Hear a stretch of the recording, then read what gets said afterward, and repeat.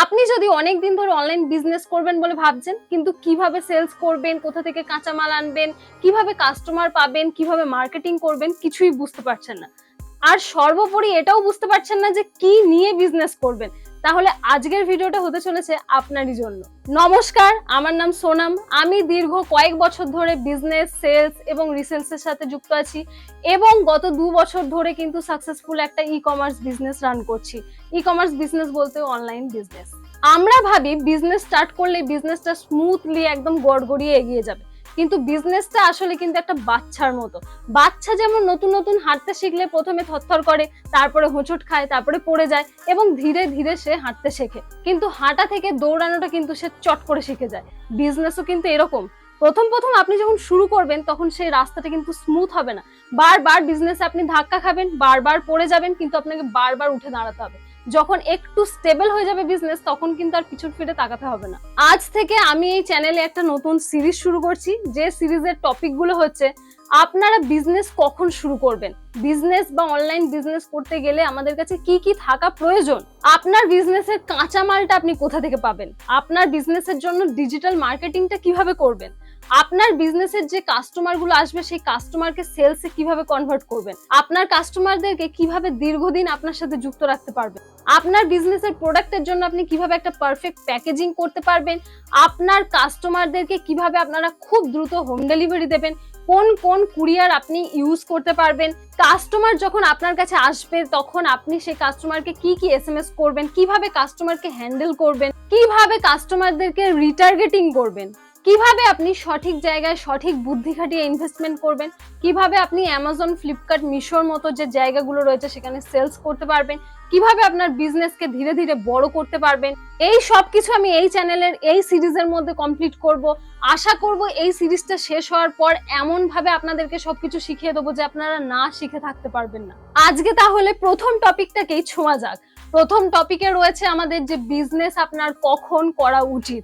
হ্যাঁ, বিজনেস করা আমাদের অনেকেরই স্বপ্ন থাকে, অনেকেই ভাবি যে ব্যবসা করব, কিন্তু কখন কোন পরিস্থিতিতে আপনার বিজনেসে নামা উচিত সেটাই আমি আপনাদেরকে বলবো। প্রথমেই বলি যে বিজনেস করার কিন্তু কোনো নির্দিষ্ট বয়স নেই। যদি বয়স থাকতো তাহলে কেএফসির যে মালিক তিনি কিন্তু 62 বছর বয়সে বিজনেস স্টার্ট করে আজকে মাল্টি বিলিয়নিয়ার একটা কোম্পানি গড়ে তুলতে পারতো না। আপনি যে কোনো বয়সে একটা পারফেক্ট অনলাইন বিজনেস স্টার্ট করতে পারেন। বয়সের কোনো সময়সীমা নেই যে আপনি এই বয়সে পারবেন, বয়স্ক হয়ে গেলে পারবেন না, এরকম কোনো ব্যাপার নেই। আপনি যে বয়সেই থাকুন না কেন, অনলাইন বিজনেস স্টার্ট করা কোনো বড় ব্যাপার নয়। আপনাদের মধ্যে কেউ যদি স্টুডেন্ট হয়ে থাকেন এবং চাইছেন যে পাশাপাশি একটা বিজনেস করব পড়াশোনার পাশাপাশি, তো আমি তাদেরকে পার্সোনালি সাজেস্ট করব যে আগে পড়াশোনাটা ভালোভাবে কমপ্লিট করে নিন। হ্যাঁ, আপনার যদি কোনো প্যাশন থাকে, যেমন আঁকা, ড্রয়িং করা বা গান করা বা নাচ করা, যা কিছু, আপনি আপনার প্যাশনগুলোকে ফলো করতে পারেন পড়াশোনার পাশাপাশি। কিন্তু বিজনেসে নামার পর কিন্তু পড়াশোনা আর হবে না। তাই পড়াশোনার পাশাপাশি প্যাশন ফলো করে চলুন এবং পরবর্তীকালে সেটাকে নিয়েই বিজনেস করুন, কোনো অসুবিধা নেই। কিন্তু পড়াশোনার পাশাপাশি টাকা কামানোর উপায় হিসেবে বিজনেস করা কিন্তু আমি একদমই সাপোর্ট করব না। সর্বোপরি আমি আপনাদেরকে বলবো যে পড়াশোনা কিন্তু সবার আগে আগে উচ্চশিক্ষিত হয়ে উঠুন। যখন আপনি উচ্চশিক্ষিত হয়ে উঠবেন তখন কোনো কিছু শেখাই কিন্তু অসম্ভব বলে মনে হবে না, সবকিছু চটজলদি শিখে নিতে পারবেন। আমি নিজেও কিন্তু ইনস্টিটিউশনাল সমস্ত এডুকেশন কমপ্লিট করেছি, তারপরেই কিন্তু বিজনেসে নেমেছি। এরপরে বলবো যে বিজনেস আপনার সেইটা নিয়ে করা উচিত যেটাতে আপনার ইন্টারেস্ট রয়েছে, কিন্তু সব ক্ষেত্রে আমাদের এটা সম্ভব হয়ে ওঠে না। ধরুন আমার আঁকতে ভালো লাগে, কিন্তু আমি আঁকা নিয়েই যে একটা বিজনেস করব এরকম হয়ে ওঠে না। কেননা বাজারে কিসের ডিমান্ড রয়েছে, কিসের মানুষের চাহিদা রয়েছে, ওটাও আমাদেরকে বুঝতে হয়। তো আপনি আপনার প্যাশনটাকে ফলো করে অবশ্যই বিজনেস স্টার্ট করতে পারবেন যদি আপনার প্যাশনটা সেই রকম হয় বা আপনি সেই রকম বিজনেস চালু করতে পারেন। আপনাকে আগে বিজনেস করার জন্য কিন্তু মার্কেট স্টাডি করতে হবে যে আপনি যে জিনিসটা সেল করতে চলেছেন সেটার আদৌ কোনো চাহিদা আছে। আমি এর উদাহরণস্বরূপ একটা কথা বলতে পারি, যারা ফেব্রিক প্রিন্ট করেন পাঞ্জাবির ওপরে বা কুর্তির ওপরে, তারা যদি চান যে এই ফেব্রিক প্রিন্টেড কুর্তি বা পাঞ্জাবি আমি সেল করে ভালো টাকা ইনকাম করব, তো তাদের জন্য আমি একটা কথা বলবো যে আপনার বিজনেসে যে সেল আসবে না এরকম নয়, সেল ভালোই আসবে, অনেক ডিমান্ড রয়েছে এইসব জিনিসে, কিন্তু এই জিনিসটা কিন্তু অনেক বড় লেভেলে যাবে না। অনেক বড় লেভেলে যাবে না কেন বলছি, কেননা আমার মনে হয় যে হ্যান্ড প্রিন্টেড যে কোনো পাঞ্জাবি বা কুর্তিতে কিন্তু অনেক বেশি প্রাইস নেওয়া হয়। আর প্রাইস নেওয়া হবেই না বা কেন, অনেক পরিশ্রম লাগে, অনেক সময় লাগে, তবে গিয়ে প্রিন্ট হয়, তার জন্য তার প্রাইসও বেশি হয়। অনেক কাস্টমার কিন্তু এই প্রাইসটা দিতে রাজি হয়ে যায়, তারা কিন্তু অর্ডার করবে। কিন্তু আমাদের মতো যারা মধ্যবিত্ত বা নিম্ন মধ্যবিত্ত মানুষ, তারা কিন্তু এত টাকা দাম দিয়ে কোনো প্রিন্ট করাবে না। তারা চাইবে যে আমি প্রিন্টেড একটা পাঞ্জাবি কিনে নিই, হ্যান্ড প্রিন্টেড এর কোনো দরকার নেই।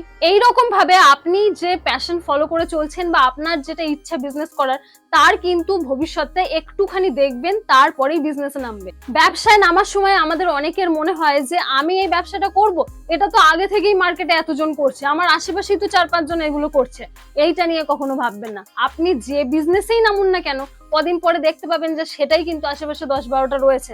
তাই কম্পিটিশন সমস্ত বিজনেসে রয়েছে। কোনো বিজনেস যে একদম আপনি প্রথম স্টার্ট করছেন, এর আগে কেউ করেনি বা পরে কেউ করবে না, এরকম মোটেই নয়। আপনি যদি কমফোর্ট জোন না পছন্দ করেন, আপনার যদি জীবনে চ্যালেঞ্জ নিতে ভালো লাগে, তাহলে অবশ্যই আপনি বিজনেস নেমে পড়ুন। কেননা বিজনেসে প্রতিটা দিন কিন্তু নতুন নতুন হয়। আমরা যেমন জব করে কমফোর্ট জোনে থাকতে পারি যে হ্যাঁ আমি কাল চাকরি করতে যাব, পরশু চাকরি করতে যাব এবং মাসের শেষে আমার ব্যাংকে কিন্তু এই টাকাটা আসবে, বিজনেসে কিন্তু এরকম নয়। বিজনেসে কিন্তু এমন দিনও আসে যেদিন একটা সেলসও আসে না, হয়তো এমন 2-3 দিন পেরিয়ে যায় যখন আমরা খুব ডিপ্রেশনে থাকি, একটা সেলসও আসে না।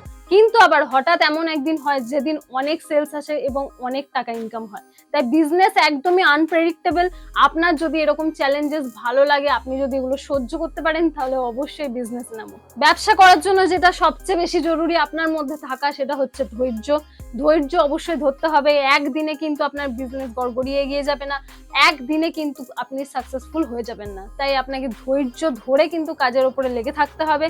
যদি আপনার মধ্যে ধৈর্য থাকে এইসব আনসাকসেসফুল দিনগুলো কাটানোর, তাহলে অবশ্যই আপনার জন্যই বিজনেস। সর্বোপরি একটা কথাই বলবো, যদি আপনি পরিশ্রম করতে রাজি থাকেন, কেননা যখন আমরা জব করি তখন কিন্তু আমরা কমফোর্ট জোনে থাকি, 9 to 5 জব করি এবং বাড়ি এসে রেস্ট করি। কিন্তু বিজনেসে কিন্তু কখনো রেস্ট হয় না, দিন হোক বা রাত হোক, সব সময় আপনাকে কাজের সাথে যুক্ত থাকতে হবে। আর অনলাইন বিজনেসের ক্ষেত্রে এটা আরো বেশি। অফলাইন বিজনেসে আপনার দোকান বন্ধ করার একটা টাইম থাকে, আপনি বন্ধ করে বাড়ি চলে যান, রেস্ট নিন। কিন্তু অনলাইন বিজনেসে কোনো রেস্ট নেই, আপনাকে 24 আওয়ার্স কিন্তু কাজের সাথে যুক্ত থাকতে হবে। আচ্ছা, এই সমস্ত তো বলেই দিলাম। এই সমস্ত যদি আপনার সাথে ম্যাচ করে, তাহলে অবশ্যই বিজনেসে নামুন। যদি না ম্যাচ করে, তাহলে ম্যাচ করার চেষ্টা করুন। কেননা আমার সাথেও কিন্তু এগুলো আগে মিলতো না, কিন্তু ধীরে ধীরে নিজেকে গঠন করার মাধ্যমে কিন্তু বিজনেস গড়ে ওঠে। তো আপনার মধ্যে যদি এইসব চ্যালেঞ্জ নেওয়ার ক্ষমতা না থাকে, আর আপনি যদি বিজনেস করতে চান, তাহলে এই চ্যালেঞ্জগুলো মেনে নিন এবং আজকেই শুরু করে দিন। আজকের ভিডিওটা থাকলো এত দূরই। নেক্সট যে ভিডিওগুলো আসবে সেগুলো খুব ইম্পর্টেন্ট হতে চলেছে অনলাইন বিজনেসের ক্ষেত্রে। প্রতিটা ভিডিও যদি আপনি মন দিয়ে দেখেন, তাহলে আশা করব যে সিরিজ শেষ হওয়া অবধি কিন্তু আপনার কোনো সমস্যা থাকবে না অনলাইন বিজনেস সাকসেসফুলি রান করার জন্য। যদি ভিডিওটা ভালো লাগে, যদি একটু ইনফরমেটিভ মনে হয়, তাহলে অবশ্যই আমার চ্যানেলটাকে সাবস্ক্রাইব করবেন আর এই ভিডিওটাকে একটা লাইক করবেন।